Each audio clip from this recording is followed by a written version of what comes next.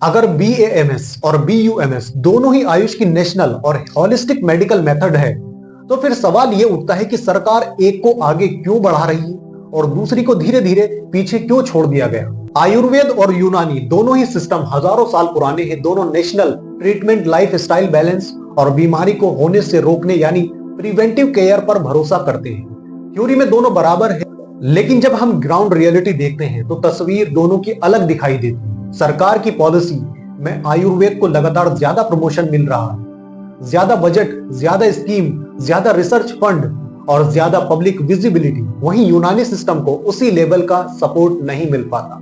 इसका सबसे साफ उदाहरण है आयुष मिनिस्ट्री का 2025 और 26 का बजट। पूरे आयुष सेक्टर के लिए कुल 3,992.9 करोड़ का बजट रखा गया, लेकिन जब रिसर्च काउंसिल की बात आती है तो फर्क साफ दिखाई देता है। आयुर्वेद की रिसर्च बॉडी CCRAS यानी central council for research in Ayurvedic science को 457.2 करोड़ रुपए दिए गए, जबकि यूनानी की जो रिसर्च बॉडी CCRUM यानी सेंट्रल काउंसिल फॉर रिसर्च यूनानी मेडिसिन को सिर्फ 214.5 करोड़ रुपए मिले, यानी लगभग आधा है। अब सवाल यह है कि यह फर्क क्यों है? क्या यह सिर्फ इसलिए है क्योंकि आयुर्वेद को ज्यादा भारतीय या ज्यादा पॉपुलर माना जाता है? क्या इसके पीछे कोई कल्चरल या हिस्टोरिकल बायस है, या फिर पॉलिसी बनाते वक्त यह मान लिया गया कि यूनानी सिस्टम की जरूरत या उसका स्कोप कम है? और सबसे अहम सवाल, क्या यह सही है कि दो प्राचीन और मान्यता प्राप्त मेडिकल सिस्टम को, जो दोनों ही भारतीय हेल्थ केयर का हिस्सा होने का दावा करते हैं, बराबर ट्रीटमेंट ना मिले? आज हम इस वीडियो में डिफरेंशिएट करेंगे BAMS और BUMS को लेकर गवर्नमेंट की पॉलिसी। सच्चाई क्या है, आइए जानते हैं आज की इस वीडियो में। BAMS और BUMS दोनों ही भारत की आयुष सिस्टम के अंदर आने वाली मेडिकल डिग्रियां हैं जो नेचुरल और हॉलिस्टिक इलाज पर डिपेंड है। BAMS का पूरा नाम है bachelor of Ayurvedic medicine and surgery. ये करीब 5.5 साल का अंडर ग्रेजुएट कोर्स होता है जिसमें आयुर्वेद पढ़ाया जाता है।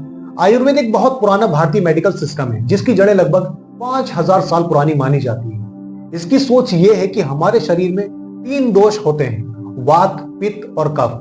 जब ये तीनों बैलेंस में रहते हैं तो इंसान हेल्दी रहता है, और जब इनमें गड़बड़ी होती है तब बीमारी आती है। आयुर्वेद का इलाज सिर्फ दवा तक सीमित नहीं होता है। इसमें हर्बल मेडिसिन, सही डाइट, योग, पंचकर्मा थेरेपी और लाइफ स्टाइल सुधार पर जोर दिया जाता है। इसका फोकस बीमारी को दबाने से ज्यादा उसे जड़ से खत्म करने और पहले से रोकने पर होता है। खासकर डायबिटीज, आर्थराइटिस जैसी क्रॉनिक बीमारियों में आयुर्वेद को काफी असरदार माना जाता है।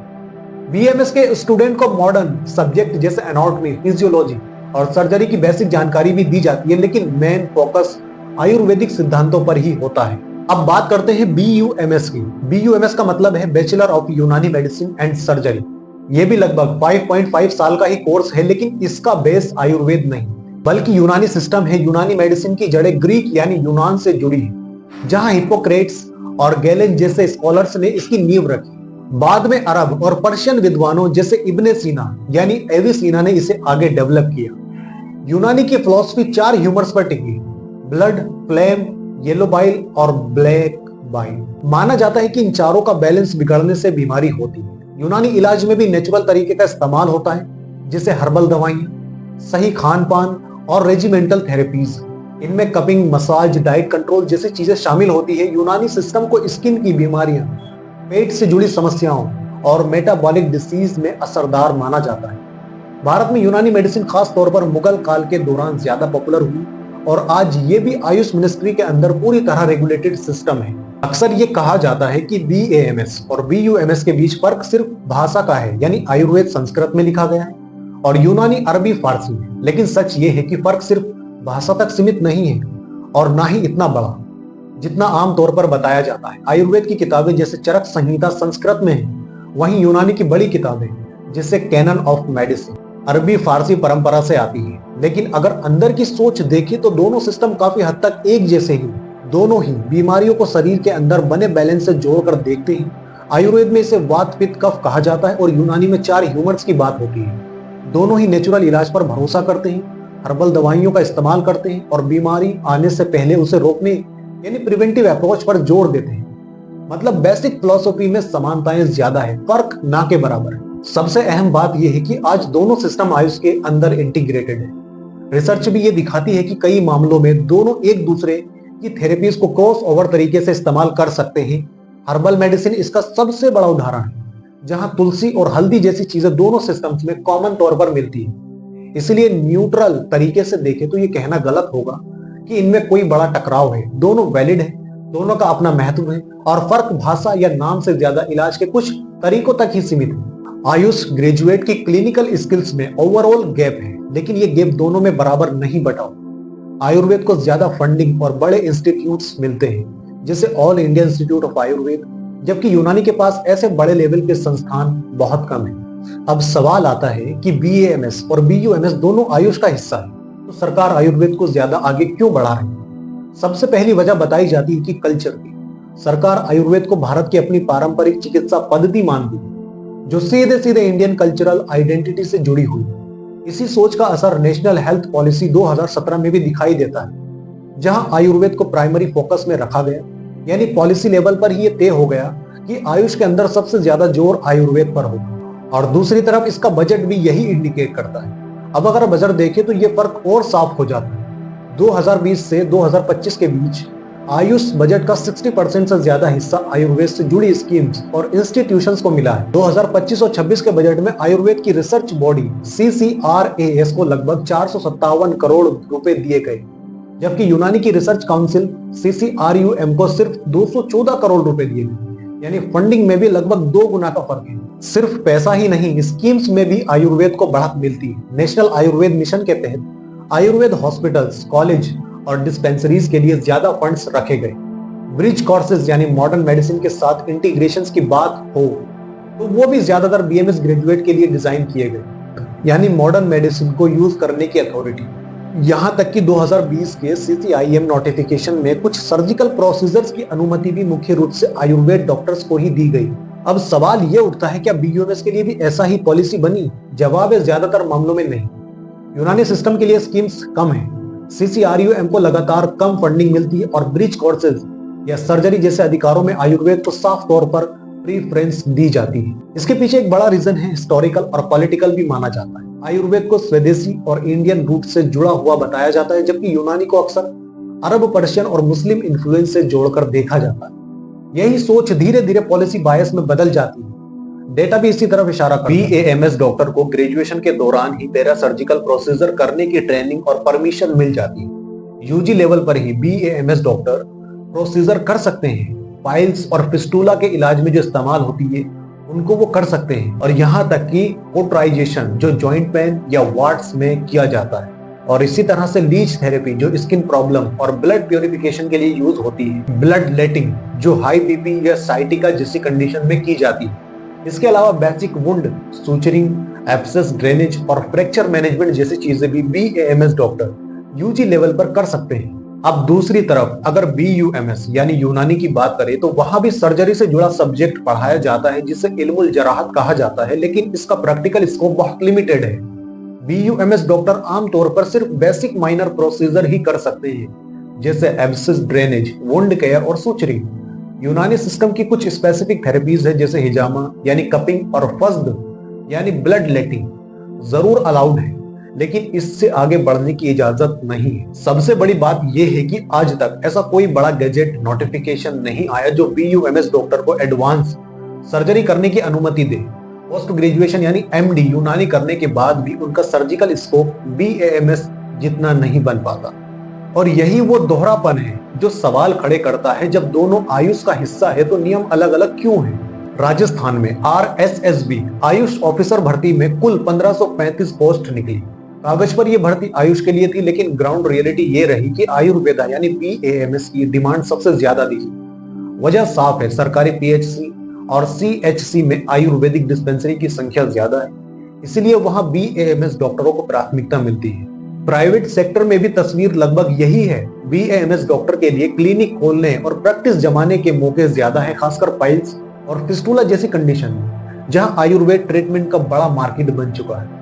इससे डिमांड का असर नीट कट ऑफ में भी दिखता है। बीएमएस के लिए जनरल कैटेगरी की कट ऑफ लगभग 460 से 550 के बीच आती है, जबकि बीयूएमएस के लिए ये 400 से 490 के आसपास रहती है। यानी साफ संकेत है कि डिमांड बीएएमएस की ज्यादा है। अब दूसरी तरफ BUMS को देखें तो यूनानी के लिए वैकेंसी बहुत कम है। यूनानी डिस्पेंसरी की संख्या पहले ही सीमित है और ग्रामीण इलाकों में तो लगभग ना के बराबर है। अभी रिसेंटली आयुष मिनिस्ट्री ने यूपी के अंदर समथिंग 825 के समथिंग पोस्ट निकाली थी, जिसमें से केवल BUMS को 25 पोस्ट दी गई, बाकी BMS बाकी और को दे दी गई। कितना डिफरेंशिएट है।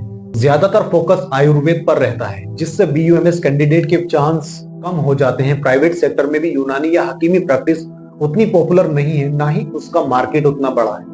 नतीजा साफ है, BUMS ग्रेजुएट को कम सैलरी, कम मौके और अनसिक्योर करियर का सामना करना पड़ता है, और स्टूडेंट कर भी रहे हैं। 2020 में CCIM के एक नोटिफिकेशन के बाद BAMS डॉक्टर्स को करीब 58 तरह की सर्जिकल प्रोसीजर करने की अनुमति दे दी। इसमें मोतियाबिंद, हर्निया, फिस्टुला जैसी कई बेसिक सर्जरी शामिल थी। सरकारी और रेगुलेटर्स का तर्क यह था कि BMS के कैरिकुलम में शल्य तंत्र यानी आयुर्वेदिक सर्जरी पहले से पढ़ाई जाती है, इसीलिए उन्हें यह अधिकार देना सेफ और लॉजिकल है। लेकिन इसी जगह पर BUMS पीछे रह जाता है। BUMS डॉक्टर को सर्जरी के ऐसे राइट्स नहीं दिए गए। उनका दायरा ज्यादातर रेजिमेंटल थेरेपीज तक सीमित रखा गया, जैसे कपिंग, मसाज और दूसरे नॉन इन्वेसिव इलाज। यहीं से सवाल उठता है कि जब दोनों ही आयुष के अंदर आते हैं तो एक को सर्जरी और दूसरे को क्यों नहीं। अगर सरकारी वैकेंसी की बात करें तो यहाँ BAMS और BUMS के बीच का फर्क सबसे ज्यादा साफ दिखता है। नेशनल हेल्थ मिशन जैसे प्रोग्राम में लगभग 60% से ज्यादा पोस्ट आयुर्वेद के लिए रिजर्व रहती है। UPSC और स्टेट PSC की परीक्षाओं में भी मेडिकल ऑफिसर की पोस्ट ज्यादातर आयुर्वेद बैकग्राउंड के लिए निकलती है। 2023 के आंकड़ों को देखें तो पूरे आयुष सेक्टर में जहां BAMS के लिए 10,000 से ज्यादा सरकारी वैकेंसी निकली, वहीं BUMS के लिए ये संख्या करीब 2,000 के आसपास ही रही। BUMS ग्रेजुएट के लिए प्राइवेट सेक्टर में मौके कम है, खासकर भारत के अंदर। हाँ, कुछ यूनानी डॉक्टर को मिडिल ईस्ट या इंटरनेशनल मार्केट से जुड़े एक्सपोर्ट और कंसल्टेशंस के मौके मिलते हैं, लेकिन ये ऑप्शन हर किसी के लिए आसान नहीं होते। नतीजा ये होता है कि कई BUMS ग्रेजुएट पूरी तरह ट्रेंड होने के बावजूद अंडर एम्प्लॉयड रह जाते हैं। दो लोग लगभग एक जैसी पढ़ाई, एक जैसा मेडिकल बैकग्राउंड, लेकिन सिर्फ सिस्टम की वजह से एक को ज्यादा मौके और दूसरे को कम। तो जब जॉब्स और ग्राउंड रियलिटी को देखा जाए तो फर्क सिर्फ डिग्री का नहीं रह जाता, बल्कि ये सवाल बन जाता है कि क्या मौजूदा सिस्टम वाकई सभी आयुष डॉक्टरों को बराबर मौके दे रहा है, या फिर कहीं ना कहीं असमानता पहले से ही तय कर दी गई है। जब किसी BUMS स्टूडेंट को पता चलता है कि पढ़ाई पूरी करने के बाद जॉब्स कम है, सैलरी कम है और आगे का रास्ता साफ नहीं है, तो इसका सीधा असर मोटिवेशन पर पड़ता है। आज की ग्राउंड रियलिटी यह है कि कई BUMS ग्रेजुएट को शुरुआत में सिर्फ 15 से 20 हजार रुपए जैसी कम सैलरी मिलती है, वो भी अगर नौकरी मिले तो। इसी वजह से यूनानी कोर्स में एनरोलमेंट लगातार गिर रहा। 2023 में BUMS को सिर्फ करीब 50% सीट्स भरी है, जबकि BMS में यह आंकड़ा लगभग 80% रहा। इसका मानसिक असर भी दिख रहा है। अनिश्चित भविष्य, कम मौके और सिस्टम से उपेक्षा की वजह से BUMS स्टूडेंट में स्ट्रेस और डिसएंगेजमेंट बढ़ रहा। अब अगर थोड़ा आगे और देखें तो लॉन्ग टर्म रिस्क और भी गंभीर है। अगर यही ट्रेंड चलता रहा तो सवाल उठता है कि हम अनजाने में एक पूरे मेडिकल सिस्टम को खत्म करने की तरफ बढ़ रहे हैं। कम फंडिंग की वजह से यूनानी रिसर्च पहले ही कमजोर हो रही। अनुमान है कि अगर हालात नहीं बदले तो अगले 10 साल में यूनानी हॉस्पिटल्स की संख्या करीब 20% तक घट सकती है। इसका असर सिर्फ भारत में ही नहीं बल्कि साउथ एशिया जैसे इलाकों में यूनानी के ग्लोबल यूज पर भी पड़ेगा। सवाल उठता है सरकार क्या अलग कर सकती थी या अब क्या कर सकती है। सबसे पहला कदम है फेयर पॉलिसी। बजट को ज्यादा बैलेंस तरीके से डिवाइड किया जा सकता है। NCISM की तरफ से क्लियर और एक जैसी गाइडलाइंस आनी चाहिए। CCRUM को भी CCRAS के बराबर रिसर्च फंड मिलना चाहिए ताकि यूनानी में भी इनोवेशन और एविडेंस बेस्ड स्टडीज आगे बढ़े। BUMS स्टूडेंट के लिए भी ब्रिज कोर्स, प्रैक्टिस और सर्जरी राइट्स पर भी बराबरी से विचार हो सकता है, और नेशनल आयुष मिशन जैसी स्कीम्स में यूनानी को सही मायनों में शामिल किया जा सकता है। और अब आखिर में सबसे जरूरी बात, ये लड़ाई BAMS या BUMS की नहीं, ये लड़ाई किसी एक पैथी को नीचा दिखाने की भी नहीं। सवाल हम सिस्टम से पूछ रहे हैं, सरकार से पूछ रहे हैं, क्योंकि जब पॉलिसी में असमानता होती है तो उसका नुकसान किसी एक डिग्री को नहीं, पूरे हेल्थ केयर सिस्टम को होता है। एक फेयर हेल्थ पॉलिसी वो नहीं होती जो किसी एक सिस्टम को आगे बढ़ाकर बाकी को पीछे छोड़ दे।